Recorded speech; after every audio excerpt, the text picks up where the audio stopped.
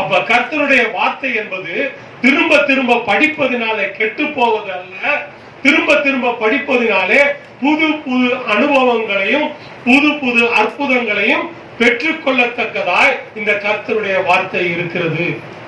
நிறைய பேர் யோசிப்பாங்க, எனக்கு தெரியும் இந்த ஒரே வசனத்தை வச்சு பாஸ்டர் 4 வாரம் ஓட்டிட்டு, ஓட்டுறது எனக்கு முக்கியம் இல்லை, உங்களுக்குள்ள செலுத்துறது தான் எனக்கு முக்கியம். ஹல்லேலூயா. சத்து இல்லைன்னா என்ன பண்ணுவாங்க? டாக்டர்கிட்ட போனீங்கன்னா உங்க உடம்புல சத்து இல்லைன்னா என்ன பண்ணுவாங்க? ஊசி குத்துவாங்க அல்லது நரம்பூசி போடுவாங்க, ஐவி போடுவாங்க. ஏன் போடுறாங்க? அப்படியே விட்டுற வேண்டியது தானே.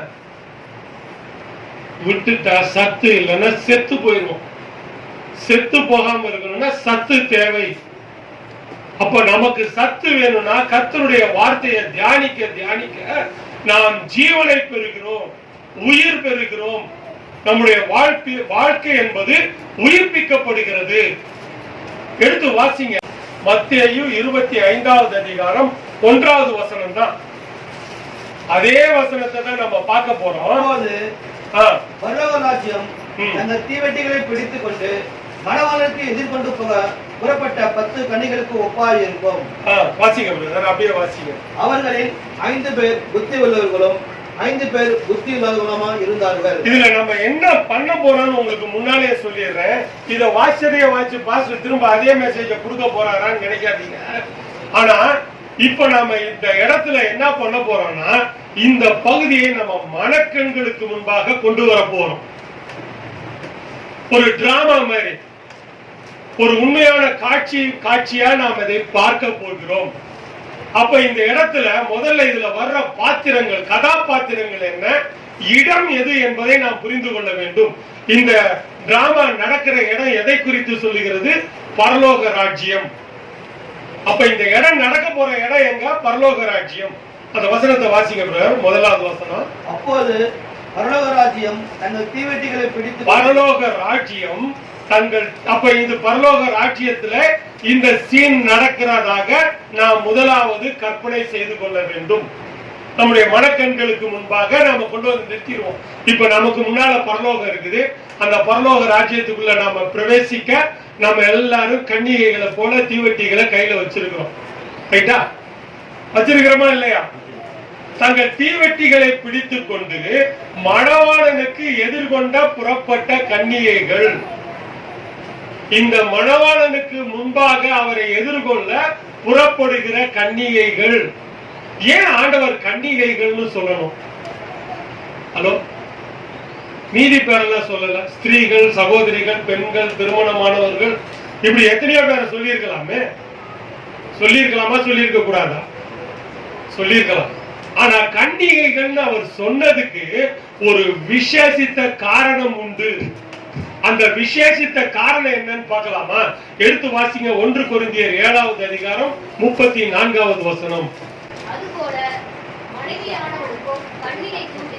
அதுபோல மனைவியானவளுக்கும் கன்னிகைக்கும் வித்தியாசம் உண்டு.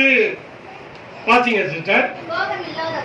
விவாகம் இல்லாதவள் சரீரத்திலும் ஆத்துமாவிலும் பரிசுத்தமாய் இருக்கும்படிக்கு கர்த்தருக்குரியவைகளுக்காக கவலைப்படுகிறாள். விவாகம் பண்ணினவள் தன் புருஷனுக்கு எப்படி பிரியமாய் இருப்பது என்றும் உலகத்துக்குரியவைகளுக்காகவுமே கவலைப்படுகிறாள். இப்ப புரியுதா? கன்னிகைக்கும் திருமணமானவர்கள் ஏன் ஆண்டவர் கன்னிகை என்று ஒப்பிடுகிறார் என்றால், தங்களை பரிசுத்தமாய் காத்து கொள்ளக்கூடியவர்கள் தான் இந்த கன்னிகைகள். தேவனுக்கு நாம் எப்படி பிரியமாய் இருக்க வேண்டும் என்பதை கற்று அறிந்து அதன்படி வாழ பழகிக் கொள்ளுகிறவர்கள் தான் கன்னிகைகள். அப்ப பாருங்க எவ்வளவு முக்கியத்துவத்தை கர்த்தர் கொடுத்திருக்கிறார். வாலிப பிள்ளைங்களே, உங்களுக்கு கர்த்தர் கொடுத்திருக்கிற முக்கியத்துவம் என்ன என்பதை நீங்கள் முதலாவது சீர்தூக்கி பார்க்க வேண்டும். வாலிப பெண் பிள்ளைகளுக்கு கர்த்தர் கொடுத்திருக்கிற கிருபை இதுதான். உங்களை பரிசுத்தமாய் நீங்கள் பாதுகாத்துக் கொள்ள கர்த்தர் உங்களுக்கு இந்த ஒரு காரியத்தை ஒப்பிட்டு சொல்லுகிறார். கன்னிகைன்னு அவர் சொன்னதுக்கு காரணம் இதுதான். எனக்கு அன்பான தேவ பிள்ளைகளே, நான் போன வாரத்துல ஜெபம் பண்ணேன். ஏன் ஆண்டவர் கன்னிகைன்னு சொல்றாரு அப்படின்னு சொன்னா, அதுல வேதத்துல வார்த்தை இல்லாம இருக்காதுன்னு தேடி பார்த்த பொழுது பரிசுத்த பவுல் அப்போஸ்தலன் இந்த வார்த்தையை சொல்றார். அப்ப யோசிச்சு பாருங்க, நம்முடைய வாழ்க்கையில வேதத்துல இருக்கிற ஒரு வார்த்தை தான், அதை தேடி தேடி படிக்கும் பொழுது அதுல ஒரு ரகசியம், ஒரு அற்புதம், ஒரு அதிசயத்தை கர்த்தர் வைத்திருக்கிறார். அப்ப நம்ம வேதத்தை தேடி படிக்கணும். அப்ப படிக்கும் பொழுதுதான் இந்த உண்மை புரிந்தது எனக்கு அன்பான தேவ பிள்ளைகளே. அடுத்தது பாருங்க, இந்த இடத்துல இடம் பரலோக ராஜ்யம். இதுல கேரக்டர்ஸ், அங்க இருக்கிற கதாபாத்திரங்கள். இந்த கதாபாத்திரங்கள்ல 10 கன்னிகைகள் வர்றாங்க. இந்த 10 கன்னிகைகளை நம்ம மனசுக்கு முன்னால நிறுத்திக்கும். அதுல நீங்க ஒருத்தர். அல்லேலூயா. இந்த 10 கன்னிகைகள்ல எல்லாரும் நம்ம கண்கள் முன்னால வச்சுக்குவோம். அந்த 10 பேர்ல இங்க இருக்கிற ஒவ்வொருவரும் ஒருத்தர். நல்லா கண்ண மூடி. ரைட்டா? இந்த 10 கன்னிகைகள்ல நீங்க எல்லாருமே ஒவ்வொருத்தர். அப்ப இந்த கன்னிகைகள் என்ன பண்றாங்க? மணவாளனுக்கு எதிர்கொண்டு போக புறப்படுகிறார்கள். எல்லாரும் இப்ப கிளம்பிட்டோம். எல்லாரும் கையில தீவட்டியை வச்சிருக்கோம். அப்ப தீவட்டியை கையில வச்சிட்டோம்.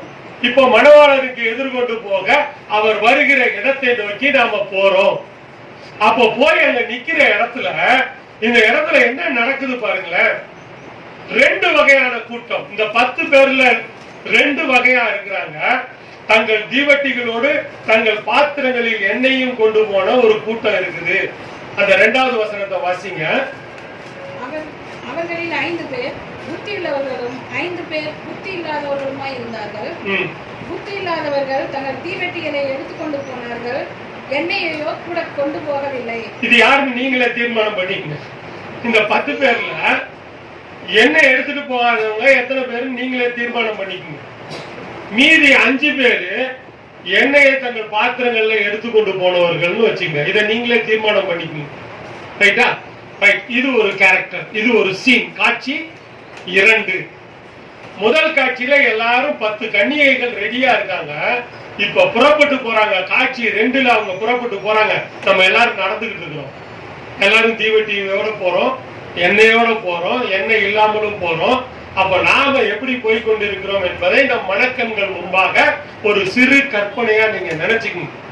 அடுத்தது இதுல பாருங்க, காட்சி 3. நீங்க போய் அங்க ஒரு இடத்துல சேர்ந்துட்டீங்க. ஆனா மணவாளன் வர தாமதிக்கிறார். எல்லாரும் சோர்ந்துட்டோம். இந்த கதை பேசணும், அந்த கதை பேசணும், இப்படி போனோம், அப்படி போனோம், இதுல போனோம், அதுல போனோம். எல்லாரும் போய் ஒரு இடத்துல சேர்ந்துட்டோம். இப்ப மணவாளன் வர தாமதிக்கிறார். மணவாளன் இன்னும் வரல. எல்லாம் பேசி பேசி ரொம்ப டயர்டாயி அப்படியே ஒரு கொட்டாய் வருது, ஒரு தூக்கம் வருது. அப்படியே சாஞ்சி எல்லாம் தூங்கிடும். அல்லேலூயா. எல்லாரும் தூங்குறோம். அப்ப இந்த 10 பேர் போனது எத்தனை பேரு? 10 பேர். போன 10 பேருமே தூங்கிட்டாங்களா? ஹலோ, தூங்கிட்டீங்களா? முடிச்சிருக்கிறீங்களா? இப்ப முடிச்சிருக்கிறீங்க. ஆனா கற்பனையில என்ன சொன்னேன்? தூங்கிட்டோம். உண்மைதானே? அப்ப சோர்ந்து போய் தூங்கிட்டோம். மணவாளன் வரல, நாம் டயர்ட் ஆயிட்டோம், சோர்வுற்று விட்டோம், தூங்கிட்டோம். அப்ப இப்ப அந்த சீன்ல எல்லாருமே சோர்ந்து போய் தூங்கிட்டு இருக்கிறோம். நமக்குள்ள நிறைய பேருக்கு ஒரு கேள்வி இருக்கும். பாஸ்டர் என்ன, இவருக்கு தாத்தால இருந்து முந்தின இருந்து எல்லாரும் ஏசப்பா வர்றாருன்னு சொல்றாங்க. எப்ப வர்றாருன்னு யாராவது சொல்றாங்களா? ஹலோ, கேக்குதா? அப்ப இந்த விரக்தி என்பது நமக்கு என்ன பண்ணுமா? சோர்வை கொண்டு வரும். அப்ப இந்த சோர்வு என்பது இந்த இடத்துல பாருங்களேன், இந்த சோர்வு 10 பேர், இந்த 10 பேர் சோர்வுற்ற பொழுது இந்த சோர்வு என்பது ஒரு நித்திரை மயக்கத்தை கொடுத்தது. இந்த சோர்வு என்பது நமக்கு நித்திரை மயக்கத்தை கொடுக்கிறது. அப்ப இந்த சோர்வு நித்திரை மயக்கமா இருந்தார்கள். மணவாளன் வர தாமதித்த போது நித்திரை மயக்கம் அடைந்து தூங்கி விட்டார்கள். இந்த 10 பேருமே தூங்குறாங்க. யாராவது முடிச்சிருந்தாங்கன்னு போட்டிருக்குதா? அப்ப இன்றைக்கு எனக்கு அன்பான விசுவாசியே, நீ கர்த்தருடைய பிள்ளையா இருந்தாலும், உன்னிடத்திலே பாத்திரம் இருந்தாலும், பாத்திரம் இல்லைனாலும், நீ எண்ணெயோடு சென்றாலும், எண்ணெய் இல்லாமல் சென்றாலும், இந்த நித்திரை மயக்கம் என்பது, சோர்வு என்பது உனக்கு வருவது சகஜம். ஏதாவது ஒரு சூழ்நிலையில நீ சோர்ந்து போவது சகஜம். இந்த சோர்ந்து போவது உன்னுடைய வாழ்க்கையிலே வரக்கூடிய அன்றாட நிகழ்வுகளில் ஒன்று. இந்த சோர்வு, நித்திரை மயக்கம் என்பது நம்முடைய வாழ்க்கையில வரக்கூடிய அன்றாட நிகழ்வுகளில் ஒன்று. என்னைக்கு எனக்கு ஐயோ எனக்கு ரொம்ப டயர்ட் ஆயிடுச்சு, இன்னைக்கு எனக்கு என்னன்னே தெரியல, படுத்த தூக்கம் அப்படியே தூக்கிட்டு போயிடுச்சு, காலையில எந்திரிக்கவே முடியல. இப்படி சொல்றவங்க யாராவது, சொல்லாதவங்க யாராவது இருக்கீங்களா? ஹலோ, ஒரு நாளாவது சொல்லியிருப்பீங்க. அப்ப இந்த நித்திரை மயக்கம் என்பது நம்முடைய வாழ்க்கையில வருகிற விஷயம்தான். ஆனா இந்த நித்திரை மயக்கத்தை நாம் எப்படி கையாள்கிறோம் என்பதுதான் ஒரு விசுவாசியும் கற்றுக்கொள்ள வேண்டிய பாடம். இந்த நித்திரை மயக்கத்தை நாம் எப்படி கையாள போகிறோம்? இந்த நித்திரை மயக்கம் வரும். இந்த நித்திரை மயக்கம் எதனால வருதுன்றதையும் பார்க்கிறோம். நித்திரை மயக்கம் தான், இது அனைவருக்கும் வாழ்க்கையில வர்ற விஷயம்தான். இது எதிர்பார்ப்பிலே வருகின்ற ஏமாற்றத்தினால் வருகிற சோர்வு. எதிர்பார்க்கிறோம், ஆண்டவர் எனக்கு இந்த அற்புதத்தை செய்யணும், ஆண்டவர் எனக்கு அந்த அற்புதத்தை செய்யணும், ஆண்டவர் என் வாழ்க்கையில ஒரு மிராக்கிளை செய்யணும், எல்லாத்தையும் நாம் எதிர்பார்க்கிறோம். இந்த எதிர்பார்ப்புகள் நம்முடைய வாழ்க்கையிலே நிறைவேறாத பொழுது நாம் சோர்ந்து விடுகிறோம். அல்லேலூயா, நம்ம சோர்ந்துறோம். இந்த சோர்வு என்பது நமக்கு கொஞ்சம் கொஞ்சமாய் இந்த நித்திரை மயக்கத்தை கொண்டு வரும். இந்த நித்திரை மயக்கம் எல்லார் வாழ்க்கையிலையும் இருக்கும். இந்த 10 பேருமே தூங்கிட்டாங்க. ஆனா இந்த சோர்வை நாம் எப்படி கையாள பழகிக் கொள்கிறோம் என்பதுதான் ஆண்டவர் இன்றைக்கு நமக்கு கற்றுக் கொடுக்க போற ஒரு மிகப்பெரிய ரகசியம். இந்த சோர்வை நாம எப்படி கையாள போறோம்? எல்லாருமே சோர்ந்து இருக்கிறோம். ஐயோ எனக்கு விடுதலையே இல்லையா ஆண்டவரே, என் குடும்பத்து பிரச்சனை என்னால தாங்க முடியும், ஆண்டவரே எனக்கு இந்த சூழ்நிலையிலிருந்து எனக்கு விடுதலை இல்லை, நான் என்ன பண்ண போறேன், ஆண்டவரே எனக்கு ஒரு அற்புதம் செய்யுங்க. இப்படி நாம சோர்ந்து போயிருக்கிறோமா இல்லையா? ஹலோ, உங்ககிட்ட தான் கேட்கிறேன், சோர்ந்து இருக்கிறோமா இல்லையா? இந்த சோர்வு இல்லாதவங்க யாராவது இருக்கிறீங்களா? எல்லாருமே இருக்கிறோம், சோர்ந்து போயிடும். எனக்கு ஒரு அற்புதம் நடக்கல, சோர்வு. நான் கேட்டது எனக்கு கிடைக்கல, சோர்வு. எனக்கு இததான் நான் எதிர்பார்த்தேன், அது எனக்கு வரல, சோர்வு. இப்படி ஒவ்வொரு சூழ்நிலையிலையும் சோர்வு என்பது ஒரு மனிதனுடைய வாழ்க்கையும் தொடக்கூடிய ஒரு விஷயம்தான். ஆனா இந்த சோர்வை நாம் 2 விதமாக கையாள பழகிக் கொள்ளலாம். அதை நெகட்டிவா நீங்க கையாள பழகலாம், அல்லது அதையே பாசிட்டிவாக கையாள பழகலாம். உங்களுடைய ஆட்டிடியூட், உங்களுடைய எண்ணங்கள் எப்படி இருக்கிறதோ அந்த எண்ணங்களை போலதான் வாழ்க்கை. அதான் சொல்றான், உலகத்தால் சொல்றான் எண்ணம் போல் வாழ்க்கை. நீங்க அதை எப்படி எடுத்துக்கொள்கிறீர்கள் என்பதை பொறுத்து உங்களுடைய வாழ்க்கை அமைகிறது. அப்ப இந்த சோர்வை நீங்க நெகட்டிவா எடுத்துட்டீங்கன்னு வச்சுங்க, எனக்கு எதுவுமே கிடைக்கல, இனிமே நான் பைபிள் வாசிக்க மாட்டேன், இந்த ஆண்டவர்கிட்ட நான் கேட்டு கேட்டு ஏமாந்ததுதான் மிச்சம், இனி நான் சர்ச்சுக்கு போக மாட்டேன், இனி நான் முட்டி போட மாட்டேன். இப்படி சொல்கிறவர்கள் எத்தனை பேர்? ஹலோ, இப்படி சொல்றவங்க எத்தனை பேர்? கிட்டத்தட்ட நம்மள இந்த 10 பேருமே இப்படிதான் சொல்லிக்கிட்டு இருக்கோம். அதுல மாற்றமே இல்லை. ஏன்னா உண்மை, நாம் பல வேலைகள்ல இப்படிதான் போயிடுறோம். ஆனா இந்த சோர்வை நாம் பாசிட்டிவாக கையாளக்கூடிய விதம் ஒன்று உண்டு. அந்த விதத்தை நாம் கற்றுக்கொள்வோமே ஆனால் நாம ஜெயிக்கிற கிறிஸ்தவர்களா இருப்போம், தோக்கிற கிறிஸ்தவர்களா இருக்கவே மாட்டோம். அப்ப நாம் ஜெயிக்கிற கிறிஸ்தவர்களா இருப்போமே ஆனால் நாம எப்படி எடுக்கணும்?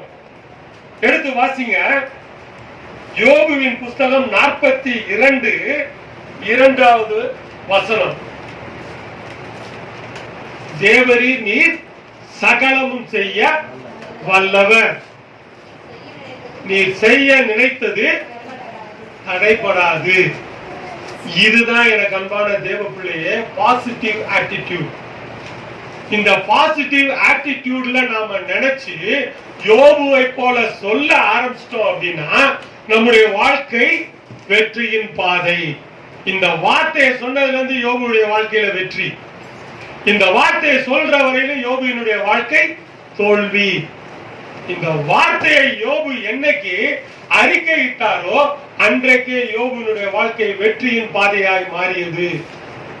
எனக்கு அன்பான தேவ பிள்ளையே, இன்றைக்கு புத்தியுள்ள கன்னிகைகளாய் நீங்கள் மாற வேண்டுமே ஆனால் நீங்க எந்த ஒரு சோர்வாய் இருந்தாலும், எந்த ஒரு தோல்வியாய் இருந்தாலும், எந்த ஒரு பிரச்சனையாய் இருந்தாலும் அவைகளை நீங்கள் பாசிட்டிவ் ஆட்டிடியூட்ல நீங்கள் கையாள பழகி கொள்ள வேண்டும்.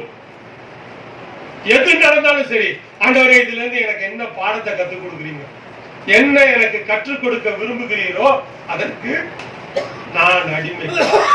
மரியாளுடைய வாழ்க்கையில மரியாள் என்ன சொன்னார்? இதோ நான் கர்த்தருக்கு அடிமை, அவருடைய சித்தம் என்னிலே நிறைவேற நான் அடிமையாக ஒப்பு கொடுக்கிறேன். அப்பதான் வெற்றி. உலகம் என்னை என்ன பார்த்து கேள்வி கொள்ளுதோ அதை பத்தி கவலை இல்லை. உன்னை சுத்தி இருக்கிறவங்க என்ன சொல்றாங்க அதை பத்தி கவலை இல்லை. நீ கர்த்தரோடு பொருத்தின அந்த பொருத்தனையில நீ என்ன நிலையில இருக்கிற அதை வச்சுதான் ஆண்டவர் உன்னை ஆசீர்வதிக்கிறார். இதுதான் எனக்கு அன்பான தேவ பிள்ளைகளே இந்த சோர்வை கையாளுகிற விதம். இந்த சோர்வை நம்ம கையாளுறது வசனங்களை கொண்டு நாம் ஜெயிக்க வேண்டும். கர்த்தருடைய வார்த்தையை கொண்டு நாம் ஜெயிக்க பழகி கொள்ள வேண்டும். இதுதான் பாசிட்டிவ் ஆட்டிடியூட். இந்த பாசிட்டிவ் ஆட்டிடியூட நாம பெற்றுக்கொண்டோமே ஆனால் எந்த தோல்வி, எந்த வருத்தம், எந்த கவலை, எந்த கண்ணீர் ஒண்ணுமே நம்மளை அசைக்கவே முடியாது. நம்மளை அசைக்கவே முடியாது. இதை நாம் கற்றுக்கொள்ள வேண்டும். அடுத்தது பாருங்க, இந்த கேரக்டர் பார்த்துட்டோம். இது சீன் 3. இந்த 3வது சீனை நம்ம பார்த்துட்டோம். எல்லாரும் சோர்ந்து தூங்கிக்கிட்டு இருக்கிறாங்க. திடீர்னு என்ன நடக்குது? அந்த 3வது சீன்ல எல்லாரும் தூங்கிக்கிட்டு இருக்காங்களா, அப்படியே கேமராவை கொஞ்சம் நகர்த்துறோம். ஒவ்வொருத்தர் தூங்கிக்கிட்டு இருக்கிறாங்க. அப்ப தூங்கிக்கிட்டு இருக்கிற அவங்க பக்கத்துல அந்த கேமரா போகுது. தீவெட்டிய எங்கேயோ ஒரு இடத்துல வச்சுட்டு தூங்குறாங்க. அப்ப அந்த தீவெட்டியில பாத்திரத்தோட இருக்கிறவங்க இருக்கிறாங்க, பாத்திரம் இல்லாதவங்களும் இருக்கிறாங்க. அந்த சீனை பார்க்கலாம். எல்லார்ட்டையும் ஒரு பாத்திரம் இருக்கு. ஒரு சில பாத்திரத்துல என்ன இருக்கு, ஒரு சிலர்கிட்ட காலி பாத்திரமா இருக்குது. அவர்கள் பாத்திரமா அபாத்திரர்களா என்பதை அந்த சீன் நமக்கு காட்டுகிறது. நாம் தகுதி உள்ளவர்களா, தகுதி இல்லாத பாத்திரம்னு சொல்லிட்டாரு ஆண்டவர். அந்த இடத்துல பாத்திரம்ன்ற ஒரு வார்த்தையை தான் போட்டார். ஆனா அந்த பாத்திரம் என்பது நாம் தகுதியுள்ள பாத்திரம், தகுதி இல்லாத பாத்திரம் என்று அந்த இடத்துல 2 பிரிவுகளை கர்த்தர் காட்டுகிறார். ஒண்ணு தகுதி உள்ள பாத்திரம், எண்ணெய் உள்ள பாத்திரம். தகுதி இல்லாத பாத்திரம், எண்ணெய் இல்லாத பாத்திரம். கொஞ்சம் யோசிச்சு பாருங்க. நாம் தகுதி உள்ளவர்களாய் அந்த இடத்துல இருக்கிறோமா, தகுதி இல்லாதவர்களாய் அந்த இடத்துல இருக்கிறோமா? இதை நம்ம பார்க்கணும். அடுத்தது காட்சி 4. இந்த காட்சி 4 அதுல பாக்குறோம். அந்த தீவெட்டியை பாக்குறோம். தீவெட்டியில எண்ணெய் இருக்கு, எண்ணெய் இல்ல. எண்ணெய் இருந்த தீவெட்டிகள் உண்டு, எண்ணெய் இல்லாத தீவெட்டிகளும் உண்டு. அடுத்தது அந்த தீவெட்டி எண்ணெய் இல்ல அப்படின்ன உடனே அந்த இடத்துல எல்லாம் ஆயத்தப்படுறாங்க. டைம் வந்துருச்சு, மணவாளன் வரப்போறார் அப்படின்ற சத்தம் கேக்குது. அந்த சத்தம் கேட்ட உடனே எல்லாம் தூங்கிக்கிட்டு இருந்து வாரி சுருட்டி எழுந்து தங்களை ஆயத்தப்படுத்துகிறார்கள். காட்சி 4. இந்த காட்சி 4ல தங்களை ஆயத்தப்படுத்தி ரெடியாயி அப்படியே எல்லாத்தையும் ரெடி பண்ணி, ஒண்ணு மூஞ்சி முகத்தை துடைக்கணும், அல்லது தண்ணி எடுத்து மூஞ்சி கை கால கழுவணும், வாயை கொப்பளிக்கணும், எவ்வளவோ இருக்கு. எல்லா இது ஆயத்தங்களிலே ஒன்று நம்முடைய புறம்பான சுத்தம், உள்ளான சுத்தம், எல்லா சுத்தமும் செய்து நாம் ரெடி ஆகிறோம். ரெடி ஆகும் போதுதான் தீவெட்டியை பார்க்கிறோம். தீவெட்டியில எண்ணெய் இல்லை. அப்ப எண்ணெய் இருக்கிறவங்க டக்குனு எண்ணெயை தோய்த்து அவர்கள் பத்த வச்சுட்டாங்க. தீவெட்டியில எண்ணெய் இல்லாதவர்களுடைய நிலைமை மிகவும் கொடுமையான சூழ்நிலை. அப்ப என்ன பண்றாங்க? அந்த 3வது 4வது காட்சியில பக்கத்துல இருக்கவங்க கேக்குறாங்க, எனக்கு கொஞ்சம் எண்ணெய் கொடு. ஹலோ, எனக்கு கொஞ்சம் எண்ணெய் கொடுங்களேன். அப்ப அவங்க என்ன சொல்றாங்க? அந்த வசனத்தை வாசிங்க. புத்தியுள்ளவர்கள் பிரதியுத்தரமாக என்ன சொல்றாங்கன்னா, அப்படி அல்ல, எங்களுக்கும் உங்களுக்கும் போதாமல் இராதபடி, 2 பேருக்கும் பத்தாம, 2 பேரும் போய் சேராம, 2 பேரும் கைவிடப்படாம, வழியில நிறுத்தப்படாமல் இருக்க நீங்க போய் விக்கிறவங்க கிட்ட வாங்கிங்க. இன்றைக்கு இரவல் கேட்கிற விசுவாசிகள் அதிகம். இன்றைக்கு இரவல் கேட்கிறாங்க, எனக்காக ஜெபம் பண்ணிக்கங்க, எனக்காக ஜெபம் பண்ணிக்கங்க. ஏன் நீங்க ஜெபம் பண்ணா கேட்கப்படாதா? ஹலோ, கேட்கிறேன், உங்களை பார்த்தா கேட்கிறேன். எனக்காக ஜெபம் பண்ணிங்க, எனக்காக ஜெபம் பண்ணிக்கங்கன்னு கேட்கிற உங்களுக்கு நீங்கள் ஜெபித்தால் பதில் கிடைக்காதா? கிடைக்குமா? கிடைக்காதா? ஏன் அந்த நம்பிக்கை இல்லை? எனக்கு அன்பான விசுவாசியா, அந்த நம்பிக்கை எங்கே போனது? அதுதான் ஆண்டவர் சும்மா இந்த ஓமையை சொல்லல, இரவல் கேட்கிறாங்க. எனக்காக ஜெபம் பண்ணிங்க, எனக்காக கொஞ்சம், எனக்கும் கொஞ்சம், என்னையும் உங்களை நினைவு கூர்ந்துக்குங்க. இப்படி இரவல் கேட்கிற விசுவாசிகள் தான் இன்றைய நாட்களிலே பெருகிவிட்டார்கள். அப்ப இந்த இரவல் கேட்கிறது, உன்னை நீ சரி செய்யாமல் பிறர் உதவியால் நீ பரலோகம் செல்ல முடியாது என்பதை எனக்கு அன்பான விசுவாசியை நீ கற்றுக்கொள்ள வேண்டும். பிறருடைய உதவினால நீ பரலோகம் போகவே முடியாது. பிறர் உதவி செய்யறாங்க, அவங்க எனக்காக ஜெபம் பண்றாங்க. நான் அடிக்கடி சொல்வது உண்டு, உங்களுக்காய் ஜெபிக்கிற ஜெபம் என்பது ஒரு வாழை மரத்துக்கு முட்டு கொடுக்கிற மாதிரிதான். ஒரு வாழை மரம் காற்றிலே சாய்ந்து விடுகிறது என்று சொன்னா, அந்த வாழை மரம் சாயாம இருக்க கொடுக்கப்படுகிற முட்டு, மரத்தை வெட்டி அப்படியே முட்டு கொடுத்துருவாங்க. இந்த பக்கம் ஒரு முட்டு, அந்த பக்கம் ஒரு முட்டு, 3 பக்கம் முட்டு கொடுத்துருவாங்க. அந்த மரம் எந்த பக்கம் சாஞ்சிருக்குன்னு பார்த்து அதற்கு தக்கதாய் முட்டு கொடுப்பார்கள். ஆனா அதுவே வேற ஆகுமா? அதுவே வேற ஆயிடுமா? அந்த மரத்தை சாட்சி வச்சுட்டு அதுவே வேற ஆயிடுமா? நீங்க வேற எல்லாம் வெட்டி விட்டுட்டு முட்டு கொடுத்து பாருங்க, புதுசாதான் தலையும், புதுசா வேறுபடும். அப்போ பாருங்க, இன்றைக்கு பிறர் நமக்காக ஜெபிக்கிற ஜெபம் எல்லாமே நமக்கு கொடுக்கப்படுகிற முட்டுக்களே தவிர அதுவே வேறாகி விடாது, அது நமக்கு வேறாயிடாது. அப்ப நாம் ஜெபித்து நாம் வேர் விட்டு அந்த வேரினாலே அதற்கு சத்துக்களை உறிஞ்சும் போதுதான் அந்த வாழை மரம் கனி கொடுக்கிற மரமாய் மாறும்.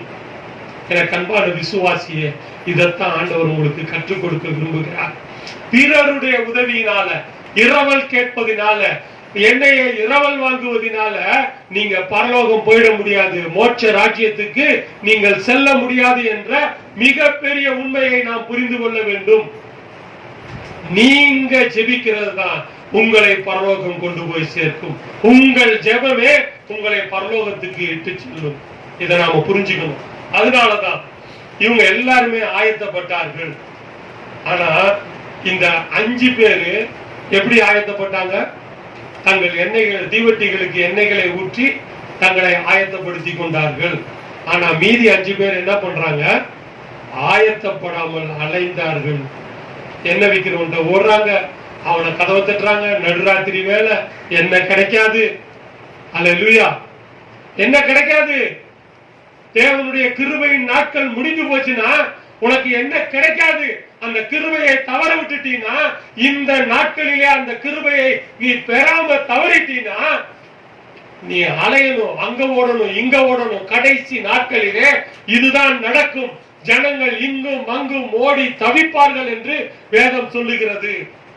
அந்த கிருபையின் நாட்கள் முடிந்து விட்டது என்றால் ஜனங்கள் தவிப்பார்கள், வார்த்தை கிடைக்காமல் தவிப்பார்கள்.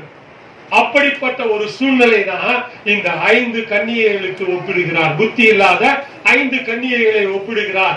அவர்கள் ஆயத்தப்படாம அலைந்து ஓடுறாங்க, அங்க ஓடுறாங்க, இங்க ஓடுறாங்க, ஏதோ ஒரு எண்ணெயை வாங்கி கொண்டு வந்துடலான்னு ஓடுறாங்க. இந்த இடத்துல சீன் 5, மணவாளன் வந்து விட்டார். மணவாளன் அங்க வந்துட்டாரு. மணவாளன் வந்துட்டா, கண்ண மூடி நீங்க யோசிச்சு பாருங்க. எண்ணெயோடு இருக்கிற 5 பேரு தீவட்டியை பத்த வச்சாங்க. மணவாளன் வந்துட்டாருனோட மணவாளனோட போய்கிட்டு இருக்கிறாங்க. மீதி 5 பேர் என்ன பண்றாங்க? எங்கேயோ ஓடிக்கிட்டு இருக்கிறாங்க. அவர்கள் வந்த நோக்கம் ஒன்றுதான். அவர்கள் வந்த நோக்கம் ஒன்றுதான். ஆனா அவர்கள் போய் சேருகின்ற நோக்கம் எங்க இருக்கு? சரியான ஆயத்தம் இல்லாம இருந்ததுனால அவர்கள் போய்கொண்டிருக்கிற இடமோ வேறு. இன்றைக்கு சபையில விசுவாசிகள் வருகிறார்கள், சந்தோஷம். ஆனா அவருடைய சிந்தனையும் செயலும் எங்கே போய்கொண்டிருக்கிறது என்பதை நாம் இந்த வேளையில சீர்தூக்கி பார்க்க வேண்டும். எனக்கு அன்பான தேவ பிள்ளைகளை, இதை நாம புரிஞ்சுக்கணும். அடுத்தது, மணவாளன் வந்த உடனே என்ன பண்றாங்க? எல்லாம் உள்ள போயிடுறாங்க.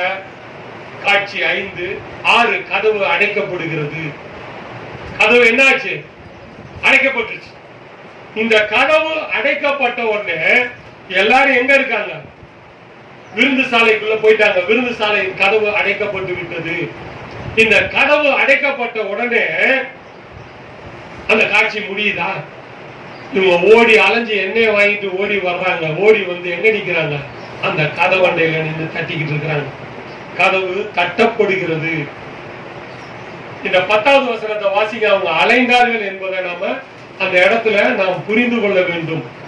25:10. அப்படியே அவர்கள் வாங்க போன போது, வாங்க போயிட்டாங்களா? எண்ணெய வாங்க போயிட்டாங்க. அந்த இடத்துல வார்த்தையை நீங்க நல்லா கவனிக்கணும். எனக்கு அன்பான தேவ பிள்ளைகளே, இவங்க எண்ணெயை பெற்றுக் கொண்டார்கள், எண்ணெயை கொண்டு வந்தார்கள். ஆனா அவங்க என்ன பண்றாங்க? எண்ணெயை வாங்க போறாங்க. எனக்கு அன்பான தேவ பிள்ளையே, தேவனுடைய கிருபையும் அவருடைய அபிஷேகத்தையும் நீயும் நானும் காசுக்கு வாங்க முடியாது. இதை நாம புரிந்து கொள்ள வேண்டும். வாங்க போயிட்டாங்க. வாங்கினாங்களா? அப்படி காசு கொடுத்து வாங்கினாலும் அவர்களால் அந்த இடத்துக்கு செல்ல முடிந்ததா?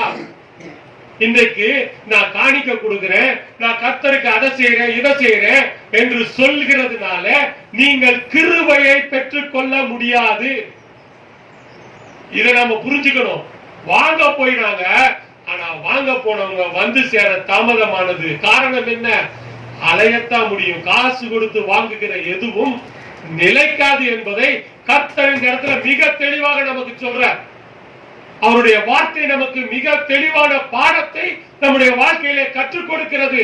உன்னுடைய செல்வமோ, உன்னுடைய ஐஸ்வர்யமோ, உன்னுடைய பணமோ, நீ சம்பாதித்தவைகளோ, உன் சொத்துக்களோ ஒரு நாளும் உன்னை பரலோகம் கொண்டு போய் சேர்க்காது. ஒரு நாளும் கொண்டு போய் சேர்க்காது. இதை நாம் புரிந்து கொள்ள வேண்டும். எனக்கு அன்பான தேவ பிள்ளைகளை, ஒரு நாளும் கொண்டு போய் சேர்க்காது. அதுதான் ஆண்டவர் இந்த இடத்துல நம்ம கற்றுக் கொடுக்கிற வார்த்தை. நம்முடைய வாழ்க்கையில இந்த காட்சி என்ன நடத்துகிறது? வெளியில் நின்று தட்டுகிறார்கள், கதவு திறக்கப்படவே இல்லை. ஒருவேளை நீ காசுக்காக உன்னுடைய காசு, பண பலம் இவைகளை நம்பி நீ வாழ்ந்து கொண்டிருப்பாயானால் உனக்கு கதவு திறக்கப்படாது.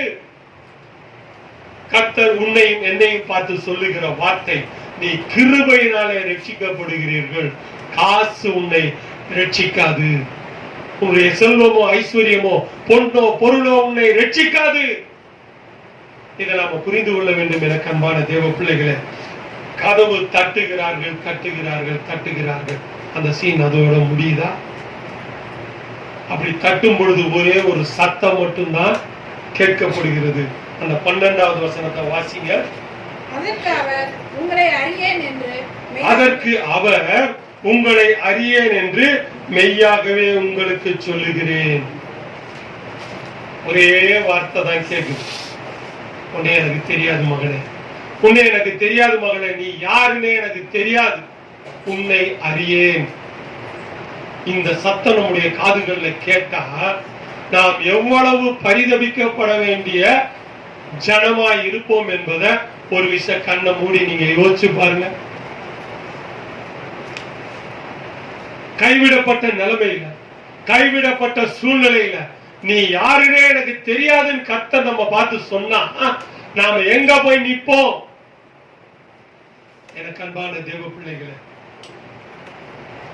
ஒரு குரூப் ஏற்றுக்கொள்ளப்பட்டார்கள், ஒரு குரூப் ஏற்றுக்கொள்ளப்படவில்லை. இந்த 5 பேர் ஏற்றுக்கொள்ளப்பட்டார்கள், 5 பேர் ஏற்றுக்கொள்ளப்படவில்லை.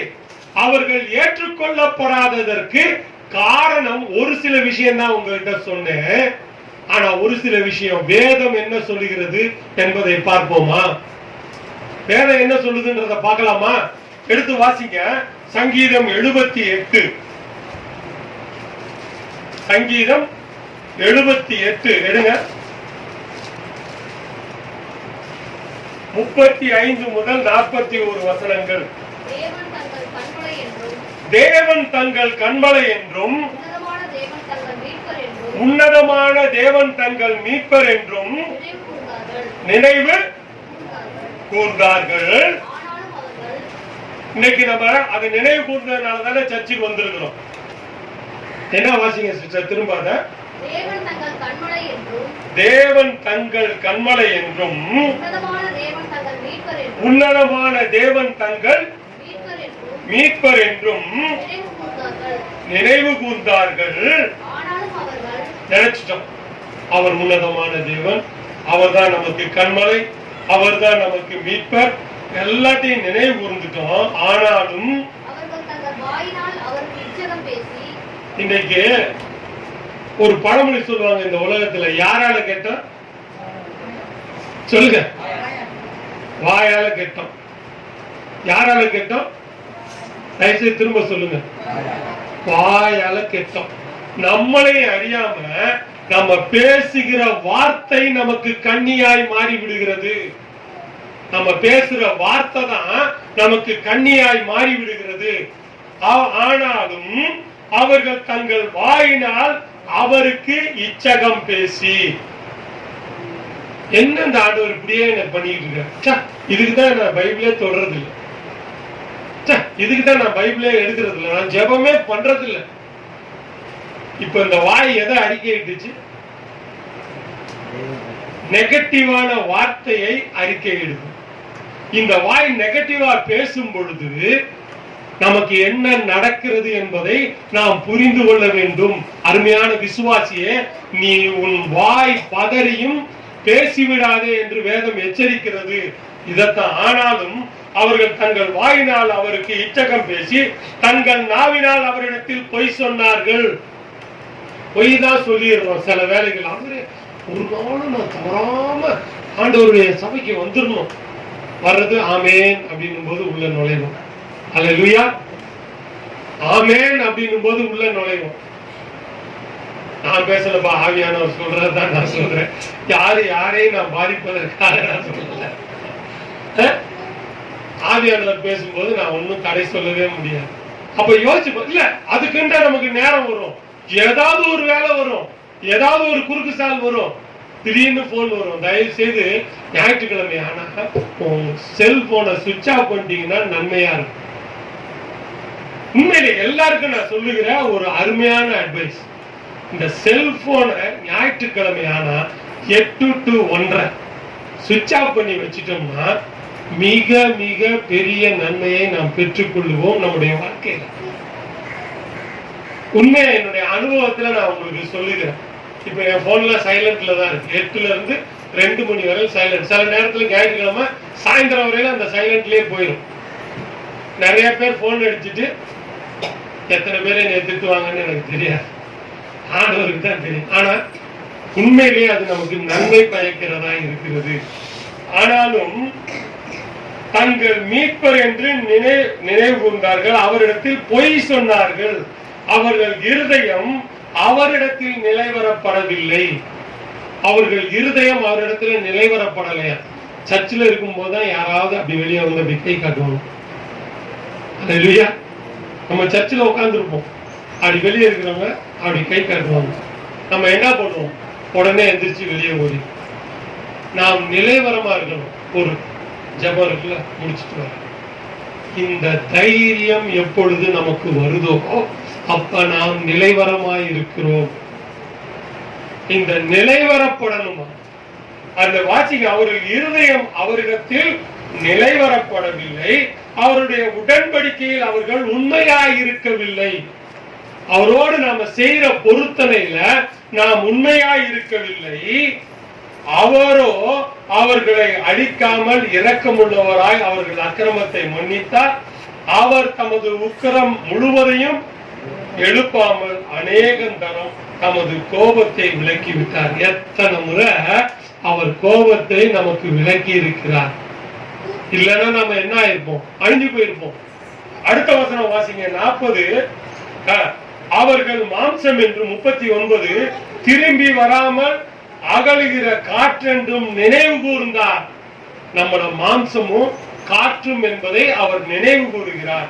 எத்தனை தரமோ வனாந்தரத்திலே அவருக்கு கோபம் ஊட்டி அவாந்தர வெளியிலே அவரை விசனப்படுத்தினார்கள். அப்ப பாருங்க, இப்படிப்பட்ட கூட்டம் தான் இந்த புத்தி இல்லாத கன்னிகைகளுக்கு ஒப்பிடுகிறார். 41வது வசனத்தை வாசிங்க சிஸ்டர். திரும்பி தேவனை பரீட்சை பார்த்து இஸ்ரவேலின் பரிசுத்தரை மட்டுப்படுத்தினார்கள். இன்னைக்கு இப்படிப்பட்ட கூட்டம் தான் அந்த தேவனுடைய ராஜ்யத்திலே பங்கு கொள்ளப்படாதபடி விடப்பட்ட கூட்டம். இதுதான் எனக்கு அன்பான தேவ பிள்ளைகளை, இந்த கூட்டத்துல நாம் இருக்கிறோமா? இன்றைக்கு நாம் நம்மை ஆராய்ந்து பார்க்க வேண்டும். திரும்ப வாசிங்க இந்த வசனத்தை. நம்ம எல்லாரும் இந்த வசனத்தை கேட்டு முழங்கால் படிக்கிறோம். கர்த்தர் நம்ம மத்தியிலே பேச போறார். நாம இந்த கதவு தட்டப்படுகிறது, அந்த கதவு திறக்கப்படாத நிலைமையில் அப்படியே எல்லாரும் முழங்கால் படிக்கிட்டு கண்களை மூடும். எல்லாரும் முழங்கால் படிக்கிட்டு கண்களை மூடுவோம். இந்த கதவு தட்டப்படுகிறது. அந்த கதவு தட்டப்படும் பொழுது அந்த கதவு திறக்கவே இல்லை. இன்னைக்கு அந்த கதவு திறக்கப்படாத ஒரு கூட்டத்துல நாம் நின்று கொண்டிருந்தா நம்முடைய நிலைமை எப்படியா இருக்கும் என்பதை நாம் ஒரு விஷயம் சீர்தூக்கி பார்க்க வேண்டும். எனக்கு அன்பான தேவ பிள்ளைகளே, கதவு தட்டப்படுகிறது, தட்டப்படுகிறது. ஆனா ஒரே ஒரு வார்த்தை வருகிறது, அதற்கு அவர் உங்களை அறியேன் என்று மெய்யாகவே உங்களுக்கு சொல்லுகிறேன். அப்ப நம்முடைய வாழ்க்கை எங்க போய் நிற்கும்? நம்முடைய சூழ்நிலை எங்க போய் நிற்கும்? இன்றைக்கு இந்த சங்கீதம் 78 சொல்லுகிறபடி நாம் அவரை எத்தனை விதத்திலே துக்கப்படுத்தி கொண்டிருக்கிறோம், எத்தனை சூழ்நிலைகள்ல அவரை மறுதளித்துக் கொண்டிருக்கிறோம், எத்தனை சூழ்நிலைகள்ல அவரை அறியாதவர்களாய் வாழ்ந்து கொண்டிருக்கிறோம். இன்றைக்கு நாம் நம்முடைய தவறுகளை தேவ சமூகத்திலே அறிக்கையிடுவோமா? எங்கள் அன்பின் தேவனே, அப்பா ஒரு விஷயம் எங்களை மன்னிங்க ஆண்டவரே. ஆண்டவரே, நீர் எங்களை ரட்சிக்க வல்லவர் என்பதை நாங்கள் நாவினால அறிக்கை கொண்ட தவறிவிட்டோம். நீர் எங்களை அநேக முறை மீட்கிற மீட்பர் என்பதை நாங்கள் சொல்ல தவறிவிட்டோம். நீர் எங்களை நடத்துகிற தெய்வம் என்பதை நாங்கள் பிறருக்கு சொல்லுவதிலே குறைவு பெற்றோம். எங்கள் ஒரு விஷயம் மன்னிங்க ஆண்டவரே. எங்களுடைய சிந்தனையும் செயலும் உமக்கு முன்பாக ஆண்டவரே ஏறெடுத்து சீர்தூக்கி பார்த்து உம்மை நோக்கி பார்த்து உம்மை மகிமைப்படுத்தக்கூடிய மகனாக மகளாக இந்த நாளிலே கர்த்தர் நீர் எங்களை நடத்தும்படி ஆட்சிக்கிறோம். நீர் ஒருவரே மகிமைப்படுங்க. துதி கன மகிமை ஒருவருக்கே செலுத்துகிறோம். மீட்பரும் இரட்சகரும் ஆகிய இயேசு கிறிஸ்துவின் மூலம் ஜெபிக்கிறோம் ஜீவனுள்ள நல்ல பிதாவே, ஆமென். என் ஆத்மாவே கர்த்தரை ஸ்தோத்திரி, என் முழுவதுமே அவருடைய பரிசுத்த நாமத்தை என் ஆத்மாவே கர்த்தரை ஸ்தோத்திரி. கர்த்தர் செய்த சகல உபகாரங்களையும் மறவாதே. ஆமென். நம்முடைய கர்த்தராகிய இயேசு கிறிஸ்துவின் கிருபையும் பிதாவாகிய தேவனுடைய அன்பும் பரிசுத்த ஆவியானவருடைய ஐக்கியமும் அந்யோன்யமும் வழிநடத்துதலும் அவருடைய அபிஷேகமும் நம்மை பரலோகத்திலே கொண்டு செல்லத்தக்கதாக, நமக்கு கதவு அடைக்கத்தக்கதற்கு முன்பாக கர்த்தர் நம்மை பரலோகத்திலே கொண்டு போய் சேர்க்கத்தக்கதாக வழி நடத்துவாராக. ஆமென். அல்லேலூயா.